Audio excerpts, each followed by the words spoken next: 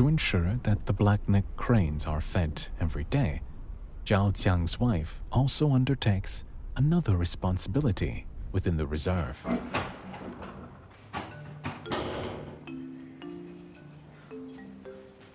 She takes corn from the reserve every day and feeds them at regular intervals and places.